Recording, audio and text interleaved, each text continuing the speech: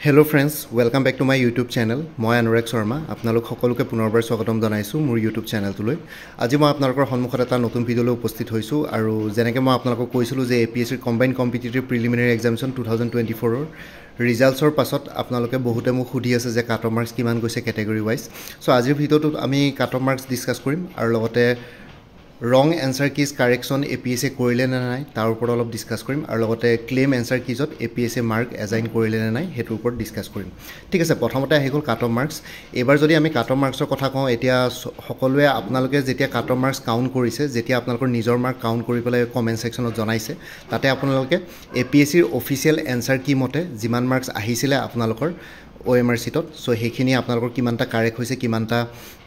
ৰং হৈছে হেখিনি আপোনালোকে নেগেটিভ মাৰ্কিং স্কিমটো কনসিডাৰ কৰি পেলাই আপোনালোকে আমাক জনাইছিলে, মোক জনাইছিলে। ঠিক আছে, সো অকল মোক বুলি নহয় বহুত বিলাকক জনাইছিলে। এতিয়া কথাটো হ'ল যে ৰিজাল্ট দিয়াৰ পাছত মই আপোনালোকৰ কমেন্ট সেকশনত দেখিছো যে 90 মাৰ্কছ পাইছো, 86 মাৰ্ক পাইছো। সো তেনেকে আপোনালোকে লিখিছে, লিখি পেলাই কৈছে যে ক্লিয়াৰ হৈছে। কিছুমানৰ এজনে লিখিছে 84 মাৰ্কছৰ ক্লিয়াৰ হৈছে, এজনে লিখিছে 86 মাৰ্কছৰ ক্লিয়াৰ হোৱা নাই। কথাটো ইয়াতে কিহৰ কাৰণে তেনেকুৱা হৈছে মই আপোনালোকক কৈ আছো। এতিয়া APSC কিছুমান ৰং এনসাৰ কিজ আছিল। এতিয়া বহুতে যেতিয়া আপোনালোকে মোক মাৰ্কছটো কৈছে নিজৰ, হয়তো ৰং এনসাৰ কি বহুতে ক্লেম কৰিছিলে, ভাবিছিলে APSC মাৰ্কছ দি দিব, হেতু আপোনালোকে হেতু ইনক্লুড কৰি পেলাই কৈছে। কিছুমানে ধৰক অকল অফিচিয়েল এনসাৰ কি মতে, কিছুমানৰ এনেকুৱা হৈছে পৰীক্ষা দি আহিলে তেওঁলোকে দেখিছে APSC ৰ অফিচিয়েল এনসাৰ কি মতে যোনগিটা ৰং এনসাৰ কি আছিলে হেগিটাটো তেওঁলোকে পৰীক্ষাত according to APSC ৰ অফিচিয়েল এনসাৰ কি তেওঁলোকে ৰাইট কৰি আহিছে। এতিয়া কথাটো হ'ল যে APSC হে এনসাৰ গিটাৰ কাৰণে মাৰ্কছ দিছে না নাই। এতিয়া বহুতে ৰং এনসাৰ কি ক্লেম কৰিছিলে, এৰাউণ্ড 5টা বা 6টা কোৱেশ্যনছ বহুতে ক্লেম কৰিছিলে। এতিয়া কথাটো হ'ল যে APSC এতিয়ালৈকেতো একো জনোৱা নাই যে ৰং এনসাৰ কিজ মতে তেওঁলোকে কিমান মাৰ্ক দিছে। সো হেতু কাৰণে আপোনালোকৰ তেনেকুৱা হৈছে, কিছুমানে 86টো পাইছে, কিছুমানে 88টো পোৱা নাই। ঠিক আছে, তেনেকুৱা ধৰণৰ হেতু কাৰণে হৈছে আপোনালোকে, কাৰণ ৰং এনসাৰ কিজত মাৰ্কছ কিছুমানে ইনক্লুড কৰি পেলাই কৰিছে, কিন্তু APSC মাৰ্কছ দিছে না নাই আপোনালোকে হেতু নাজানে। আপোনালোকে এনসাৰ কি ক্লেম কৰিলে APSC ৰ ফালৰ পৰা একো ক্লেৰিফিকেশ্যন নাই। এতিয়া সঁচা কথা ক'ব গ'লে মোক এজনে জনোৱা মতে জেনেৰেল মেলৰ 86ত এজনে পাইছে আৰু এজনে জনাইছে 88টো পোৱা নাই। সো তেনেকুৱা ধৰণৰ হৈছে। এতিয়া কাট অফ মাৰ্কছটো নিৰ্ধাৰণ কৰিবৰ কাৰণে ইয়াতে বহুত দিগদাৰ হৈছে। এতিয়া OBC ফিমেল এগৰাকীয়ে জনাইছে 72 মাৰ্কছত পাইছে, OBC মেল এজনে জনাইছে 77 মাৰ্কছত পাইছে, আৰু কিছুমানে আকৌ OBC মেল এজনে 79টো পোৱা নাই বুলি কৈছে, আৰু OBC ফিমেল এগৰাকীয়ে 74 নে 75 মাৰ্কছতো পোৱা নাই বুলি কৈছে, কিন্তু এগৰাকীয়ে 72 মাৰ্কছতে OBC ফিমেল ক্লিয়াৰ কৰিছো বুলি কৈছে। এতিয়া কথাটো হ'ল যে APSC যেহেতু ৰং এনসাৰ কি ক্লেম কৰিবলৈ দিছিলে, আপোনালোকে বহুতে 5টাৰ পৰা 6টা কুৱেশ্যনছ ক্লেম কৰিছিলে। এতিয়া কথাটো হ'ল যে APSC সেই ক্লেম কৰা এনসাৰ কিজ গিটাত মাৰ্কছ কিমান এজাইন কৰিলে, প্ৰ'ৰাটা বেচিছত এজাইন কৰিলে নে কিবা কৰিলে, সেইখিনি বস্তু এতিয়ালৈকে একো APSC ৰ ফালৰ পৰা ক্লেৰিফিকেশ্যন অহা নাই। ঠিক আছে, সো হেতু কাৰণে আমাৰ ক'বলৈ অলপ দিগদাৰ হৈছে কাট অফ মাৰ্কছ এক্সেক্টলি কিমান হৈছে। আপোনালোকে হয়তো কোনোবা এজনে ক'ব পাৰে যে 86 মাৰ্কছ পাই পেলাই ক্লিয়াৰ কৰা নাই, এজনে ক'ব পাৰে 86 মাৰ্কছ পাই পেলাই ক্লিয়াৰ কৰিছো। এতিয়া কথাটো হ'ল যে যিসকলে ক্লেম কৰিছিল অকল সেইখিনিকে মাৰ্কছ দিছে নে সকলোকে মাৰ্কছ দিছে, হেতু কথাও আকৌ কনসিডাৰ কৰিবলগীয়া কথা। এতিয়া APSC গোটেইবিলাক বস্তু ইণ্টাৰনেলি এডজাষ্ট কৰিছে। এতিয়া আমাক কোনটো কুৱেশ্যনৰ কাৰণে কিমান মাৰ্কছ দিছে, বা মাৰ্কছ দিছে নে নাই, বা ফুল মাৰ্কছ দিছে নে নাই, আধা মাৰ্ক দি দিছে, বা প্ৰ'ৰাটা বেচিছত মাৰ্কছ দিছে নেকি, সো তেনেকুৱা ধৰণৰ একো ক্লেৰিফিকেশ্যন নাই। সো হেতু কাৰণে কাট অফ মাৰ্কছটো এতিয়া ক'বলৈ দিগদাৰ হৈছে কোনে কিমান marks cut off marks exactly category wise কিমান গৈছে। এতিয়া কথাটো হ'ল যে লাষ্ট টাইমটো APSC একেবাৰে লাষ্টত ফাইনেল ৰিজাল্টৰ পাছত কাট অফ মাৰ্কছ উলিয়াই দিছিলে যে প্ৰিলিমছৰ কাট অফ মাৰ্কছ ইমান গৈছিলে। এতিয়াতো বৰ্তমান এবাৰো চাগে একেবাৰে লাষ্টৰ ফালে উলিয়াই দিব, কিন্তু আগৰবাৰ যেতিয়া ৰিজাল্টছ দিছিলে 2022ৰ কথা কৈছোঁ, 2022ৰ ৰিজাল্টছটো বহুত ভাল আছিলে। 12 নে 14 ডেইজত প্ৰিলিমছৰ ৰিজাল্টছ ডিক্লেয়াৰ কৰিছিলে, আৰু লগতে তেওঁলোকৰ কাট অফ মাৰ্কছবিলাকো ধুনীয়াকৈ দিছিলে, আৰু এনসাৰ কিজ যিসকলে ক্লেইম কৰিছিলে বা ক্লেইম কৰাৰ পাছত এনসাৰ কিজ কাৰেকশ্যন কৰি পেলাই APSC প্ৰ'ৰাটা বেচিছত মাৰ্কছ কেনেকৈ এজাইন কৰিছিলে সেই গোটেইখিনি বস্তু ডিটেইলছত আমাক বুজাই পেলাই নটিফিকেশ্যন ৰিলিজ কৰিছিলে, পাব্লিছ কৰি দিছিলে। ঠিক আছে, 2022 আটাইতকৈ ভাল গল্ডেন ইয়েৰ আছিলে কম্বাইণ্ড কম্পিটিটিভ এক্সামিনেশ্যনৰ ক্ষেত্ৰত। তাতে ধুনীয়াকৈ বেছি ট্ৰেন্সপাৰেণ্ট লাগিছিলে গোটেই বস্তুবিলাক 2022ৰ গোটেইখিনি, আৰু মেইনছৰ মাৰ্কছবিলাকো দেখাইছিলে। তাৰপিছত কি হ'ল, তাতে মেইনছৰ মাৰ্কছত এছে পেপাৰত বহুতে এক্সেপশ্যনলি হাই মাৰ্কছ পালে, আউট অফ 250, 240, 248, 246 তেনেকুৱা মাৰ্কছ স্ক'ৰ কৰিলে। তাৰপিছত কি হ'ল, নেক্সট ইয়েৰৰ পৰা তেওঁলোকে মেইনছত ছাবজেক্ট ৱাইজ কোনে কিমান মাৰ্কছ স্ক'ৰ কৰিছে সেইটো নেদেখুওৱা হ'ল, অকল টোটেল মাৰ্কছটো দিয়া হ'ল। সো ইয়াতে আকৌ ট্ৰেন্সপাৰেঞ্চিটো গুচি গ'ল লাষ্ট 2023 CCৰ ফালৰ পৰা। 2023 CCৰ পৰা তেনেকৈ মাৰ্কছ নিদিয়া হ'ল, কাৰণ এছে পেপাৰত বহুতবিলাক এক্সেপশ্যনলি হাই মাৰ্কছ পোৱাৰ কাৰণে কণ্ট্ৰভাৰ্চি হৈ গ'ল। সো সেইটো কাৰণে APSC ইয়াতে অকণমান লেক অফ কি বুলি কয় ট্ৰেন্সপাৰেঞ্চি বুলি মই ক'ম ইয়াতে। সো সেইটো কাৰণে কাট অফ মাৰ্কছটো ক'ব পৰা নাযায়। এতিয়া আপোনালোকে কি বুলি ক্লেইম কৰিব, আপোনালোকে RTI কৰি চাব পাৰে। RTI প্ৰচেছটো আগতেতো অকণমান ইজি আছিলে খালি আজিকালি অকণমান বেলেগ হৈ গ'ল চ' সেইটো কাৰণে মই ইমান ভালকৈ নাজানিম RTI প্ৰচেছটো আপোনালোকে অলপ চাৰ্চ কৰি চাব ৱেবছাইটত গৈ পেলাই কেনেকুৱা কি কৰিব পাৰে আৰু কথাটো হ'ল যে RTI মাৰিলে মানে আপোনালোকক মাৰ্কছ দিয়ে নে নিদিয়ে একচুৱেলি মই কমেণ্ট ছেকশ্যনত দেখিছোঁ বহুতে RTI মাৰি মাৰ্কছ পাইছোঁ বুলি কৈছিলে মেইনছৰ মাৰ্কছ এতিয়া এইবাৰ কি কৰে নাজানো আপোনালোকে RTIৰ সহায় ল'ব পাৰে কাৰোবাৰ যদি কিবা ডাউট আছে খালি কথাটো হ'ল যে ডাউট মানে কোনটো ভিত্তিত ডাউট কৰিব আপোনালোকৰ ধৰক স্ক'ৰ আহিছিলে 80 মই জেনেৰেল এনেই জাষ্ট ছাপ'জ মই ফৰ এক্সাম্পল কৈছোঁ জেনেৰেল মেল এজনৰ 80 মাৰ্কছ স্ক'ৰ আহি আছে আপোনালোকে ভাবিছে যে কাট অফ মাৰ্কছ 86 গৈছে এতিয়া কথাটো হ'ল ৰং এনচাৰ কি মতে আপোনালোকৰ মাৰ্কছ দিছেনে নাই আপোনালোকে সেইটো নাজানে APSCৰ ৰং এনচাৰ কি ক্লেইম কৰাবিলাকৰ কাৰেকশ্যন কোন কেইটা কুৱেশ্যন কাৰেক্ট কৰিছে সেইটোও নাজানে ঠিক আছে কিমান মাৰ্কছ এজাইন কৰিছে প্ৰ'ৰটা বেচিছত এজাইন কৰিছে নে ফুল মাৰ্কছ দিছে সেইটোও নাজানে এতিয়া চবেই ক্লেইম কৰাখিনিয়ে অকল পাইছেনে নে গোটেইখিনিকে অভাৰঅল মাৰ্কছ এজাইন কৰিছে সেইটোও নাজানে চ' কেনেকৈ কি ভিত্তিত কি কেনেকুৱা ধৰণৰ কি কৰিব চ' APSCয়ে সেইটো বস্তু অকণমান আমাক ইয়াতে হেং কৰি ৰাখি দিলে চ' সেইটো কাৰণে একো আমাৰ ওচৰতো প্ৰুফ নাই তেওঁলোকৰ ফালৰ পৰা একো ক্লেৰিফিকেশ্যন নাই চ' সেইটো কাৰণে অকণমান ইয়াতে হেং হৈ থকা নিচিনা হৈছে আৰু বহুতে কি বুলি কয় সেট বিৰ কণ্ট্ৰভাৰ্চিৰ কথা কৈছে সেট বিৰ বহুতে 94 মাৰ্কছ স্ক'ৰ কৰি পেলাই ক্লিয়াৰ কৰা নাই বুলি কৈছে এতিয়া কথাটো হ'ল 94 মাৰ্কছ আপোনালোকে কেনেকুৱা ধৰণৰকৈ কাউণ্ট কৰিছে ৰং এনচাৰ কিজকেইটা ধৰিছিলে নে নাই ধৰা ৰং এনচাৰ কিজকেইটা APSCয়ে কাৰেকশ্যন কৰিব বুলি ধৰি পেলাই 94 পাইছিলে নে এজ পাৰ অফিচিয়েল কি বুলি কয় এনচাৰ কি আপোনালোকে 94 পাই আছিলে আৰু নিগেটিভ মাৰ্কিং 0.50 ধৰিছিলে নে নাই GS1ত আৰু GS2ত 0.625 হয়নে নহয় মানে ধৰিছিলে নাই নিগেটিভ মাৰ্কিং চ' সেইটোৰ ওপৰত কথা বহুতে 0.25কেও নিগেটিভ মাৰ্কিং কাউণ্ট কৰি থাকে সেইটো এটা কথা চ' বহুতবাৰ ইউটিউবত বুজালেও বুজিবলৈ চেষ্টা নকৰে কথাটো তেনেকুৱা আৰু লগতে কথাটো হ'ল যে আপোনালোকে যদি APSCৰ অফিচিয়েল এনচাৰ কি মতে যদি আপোনালোকৰ কাৰেক্ট হৈছিলে কিন্তু 6টামান কুৱেশ্যন যদি ক্লেইম কৰিছিলে তাতে আকৌ যদি অফিচিয়েল এনচাৰ কি মতে কাৰেক্ট হোৱাকেইটাও যদি যিসকলে ক্লেইম কৰিছিলে তাৰপিছত যদি ক্লেইম কৰাৰ পিছত যিসকলে অফিচিয়েল এনচাৰ কি মতে কাৰেক্টো কৰিছিলে তাৰপিছত যদি মাৰ্কছ দিদাক হৈছে চ' অভিয়াছলি APSCৰ ধৰক আপোনালোকে APSCৰ অফিচিয়েল কি মতে অফিচিয়েল এনচাৰ কি মতে 5টা কুৱেশ্যন ঠিকে আছে কিন্তু সেই 5টা কুৱেশ্যন বেলেগে ক্লেইম কৰিলে তেতিয়া কি হ'ব 5টা কুৱেশ্যনৰ মাৰ্কছটো যাব 5টাৰ লগত আকৌ 2.5 মাৰ্কছ নিগেটিভ মাৰ্কিঙত যাবগৈ চ' আপোনালোকৰ সেইটো চাইডে পোনে 12.5 মাৰ্কছ দিদাক হৈ গ'ল য' কোনোবাই যদি 80 পাইছিলে তেনেহ'লে 67.5 মাৰ্কছলৈ নামি আহিলে তো তেনেকুৱা ধৰণৰ কথা চ' তেনেকৈ সেইটো কাৰণে কাট অফ মাৰ্কছটো এতিয়া বৰ্তমান এইবাৰৰ কাট অফ মাৰ্কছটো ইয়াতে ক'বলৈ দিগদাৰ হৈছে কাৰ কোনটো কেটেগৰী কিমান গৈছে APSCয়ে একেবাৰে ফাইনেল ৰিজাল্ট যেতিয়া ডিক্লেয়াৰ কৰিব তেতিয়াই কাট অফ মাৰ্কছ গম পাম কিন্তু কাট অফ মাৰ্কছটো অকল গম পালে নহ'ব আমি নিজেও গম নাপালোঁ আমি কিমান স্ক'ৰ কৰিলোঁ কাৰণ আমি অফিচিয়েল এনচাৰ কি মতে বেলেগ এটা স্ক'ৰ হ'ব পাৰে যদি ৰং এনচাৰ কি যদি কাৰেক্ট কৰিছে বা ৰং এনচাৰ কি যদি ক্লেইম কৰাখিনিক যদি মাৰ্কছ দিছে তেতিয়াও বেলেগ হ'ব পাৰে স্ক'ৰটো আৰু লগতে APSCয়ে ৰং এনচাৰ কি ক্লেইম কৰা কেইটা কুৱেশ্যনত মাৰ্কছ দিছে বা কিমান মাৰ্কছ দিছে সেইটোও নাজানো ভালকৈ ক্লেৰিফিকেশ্যন একো নাই চ' সেইটো কাৰণে কাট অফ মাৰ্কছ ক'ব নোৱাৰে বহুতে 94 পাই পেলাই পোৱা নাই বুলি কৈছে বহুতে 86তো পাইছোঁ বুলি কৈছে এতিয়া জেনেৰেল বহুতে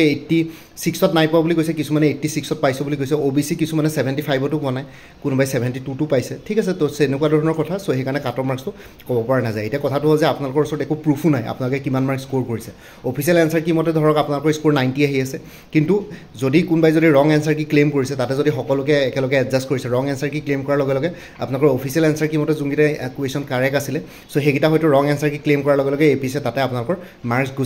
গুচি গ'ল মানে কি ধৰক 5টা কুৱেশ্যন ভুল হ'ল 5টা কুৱেশ্যন আপোনালোকৰ অফিচিয়েল এনচাৰ কি মতে ৰাইট হৈছিলে কিন্তু ৰং এনচাৰ কি ক্লেইম কৰাৰ লগে লগে সেই 5টা কুৱেশ্যন APSCয়ে ৰেটিফাই কৰি পেলাই তাতে আপোনালোকে যিহেতু এটেম্প কৰি আহিছিলে ৰং এনচাৰ দি আহিছিলে চ' সেইটো কাৰণে আপোনালোকে তাতে ধৰক কোনোবাই যদি একো এনচাৰ দিয়া নাই ক্লেইম কৰিছিলে বা কোনোবাই ধৰক ৰাইট এনচাৰটো দি আহিছিলে এনচাৰ কিট আছিলে বস্তুটো তাৰপিছত ক্লেইম কৰিছিলে যে এইটো ৰাইট এনচাৰ হ'ব লাগে একৰ্ডিং টু চ'ৰ্চেছবিলাক দেখাইছিলে তেতিয়া হয়তো APSCয়ে কাৰেক্ট কৰিছে আৰু কোনোবাই যদি APSCৰ অফিচিয়েল এনচাৰ কি মতে সেইকেইটা বস্তু কাৰেক্ট কৰি আহিছে কিন্তু যেতিয়া APSCয়ে ৰং এনচাৰ কি কাৰেকশ্যন কৰিলে তাৰপিছত যদি মাৰ্কছ দিদাক কৰিলে তেতিয়াহ'লে আপোনালোকৰ পোনে 5টাত 10 মাৰ্কছ যায়গৈ আৰু লগতে নিগেটিভ মাৰ্কিঙতো আপোনালোকৰ 0.25কে 5 মাৰ্কত 2.5 মাৰ্কছ যায় 12.5 মাৰ্কছটো সেইপানে ডাইৰেক্টলি মাইনাছ হৈ যায় চ' তেনেকুৱা ধৰণৰ কথা চ' সেইটো কাৰণে কাট অফ মাৰ্কছটো ইয়াতে ক'ব পৰা নাযায় বাকী আপোনালোকে ডিচাইড কৰক আপোনালোকে কি কৰিব বিচাৰে ইয়াতেতো একো তেনেকুৱা হেৰি নাই RTI মাৰি চাব পাৰে কাৰোবাৰ যদি কিবা থাকে ডাউট আছে কিবা আছে সেইখিনি কৰিব পাৰে সেইখিনি মোৰ ক'বলগীয়া একো নাই সেইটো আপোনালোকে নিজৰ ফালৰ পৰা কৰিব পাৰে ইউটিউবত ভিডিঅ' পাই যাব RTI কেনেকৈ কি কৰে কি নাই অলপ চাই ল'ব চাৰ্চ মাৰি পেলাই মই ভালকৈ RTI প্ৰচেছটো মই এতিয়া বৰ্তমান আগৰ প্ৰচেছটো অলপ জানিছিলোঁ এতিয়া যদি কিবা চেঞ্জেছ হৈছে গম নাপাওঁ বাৰু চ' সেইটো কাৰণে আপোনালোকে অকণমান নিজৰ ফালৰ পৰা ৰিচাৰ্চ কৰিব অলপ সুধি পুচি চাব ক'ৰবাত চ' তেওঁলোকে যিহেতু আপোনালোকে ইনফৰ্মেশ্যন পাই যাব কিবা কিবি চ' তেনেকৈ আপোনালোকে চাব পাৰে RTI মাৰি সেইটো মই আপোনালোকক এনকাৰেজ কৰা নাই RTI মাৰিবই লাগিব বুলি এইবিলাক চিম্পলি ৱেষ্ট অফ টাইম বহুত দিন ৰৈ থাকিব তেতিয়ালৈকেতো মেইনছো কমপ্লিট হৈ যাব ঠিক আছে চ' তেনেকুৱা ধৰণৰ কথা এতিয়া কথাটো হ'ল যে সেইটোৱে কাট অফ মাৰ্কছ আমি ধৰিব পৰা নাই কিমান হৈছে এনেই জেনেৰেল একৰ্ডিং টু APSCৰ অফিচিয়েল এনচাৰ কি 86ত জেনেৰেল মেইলে পাইছে কোনোবাই আৰু এতিয়া কথাটো হ'ল কি APSCৰ অফিচিয়েল এনচাৰ কি মতে কিমান কাৰেক্ট দিছে বা ৰং এনচাৰ কি ক্লেইম কৰাৰ পিছত কাৰেকশ্যন হৈছে নেকি সেইটোও নাজানো চ' সেইটো কাৰণে তেওঁ নিজেও গম নাপায় যে 86 তেওঁৰ মাৰ্কছটো একজেক্ট হয়নে নহয় বা কাট অফ কিমান গৈছে চ' সেইটো কাৰণে ইয়াতে একো ক'ব পৰা নাযায় চ' এইটোৱে আছিলে এই ভিডিঅ'টোৰ কনক্লুজন চ' মই আপোনালোকক এইটো বস্তুৱে বুজাই দিলোঁ যে এইবাৰ কাট অফ মাৰ্কছ কিমান গৈছে সেইটো ক'ব পৰা নাযায় ৰং এনচাৰ কি কাৰেকশ্যন কৰিছে নে নাই সেইটোও নাজানো কেইটা কুৱেশ্যন কাৰেক্ট কৰিছে সেইটোও নাজানো ৰং এনচাৰ কিত মাৰ্কছ চবকে দিছেনে নাই বা দিছেনে নাই সেইটোও নাজানো অভাৰঅল কাৰোবাক বা যোনখিনি ক্লেইম কৰিছে সেইখিনিকে দিছে নে সকলোকে দিছে সেইটোও নাজানো চ' সেইটো কাৰণে বহুতবিলাক বস্তু ইয়াতে কুৱেশ্যন মাৰ্ক আহি যায় চ' সেইটো কাৰণে আমি কাট অফ মাৰ্কছটো ইয়াতে নিৰ্ধাৰণ কৰিব পৰা নাই ঠিক আছে চ' ভিডিঅ'টোৰ কনক্লুজন এইটোৱে চ' সেইটো কাৰণে আপোনালোকৰ এতিয়া যিহেতু প্ৰিলিমছ নোলালে এতিয়া 3538 কেণ্ডিডেটছ অলৰেডি মেইনছৰ কাৰণে চিলেক্ট কৰিলে তাতো কম্পিটিশ্যন বহুত বেছি লাষ্টত গৈ পেলাই আপোনালোকৰ কিমান অকল মাত্ৰ 288 জনে কি বুলি কয় আপোনালোকৰ ফাইনেল চিলেকশ্যন পাব এতিয়া মেইনছৰ পৰা ভাইভালৈকে ধৰক 288 ইনটু 3 কৰি দিয়ক এৰাউণ্ড 900 কেণ্ডিডেট 850 to 900 কেণ্ডিডেটছে আপোনালোকৰ ভাইভা দিবলৈ পাব ইয়াতো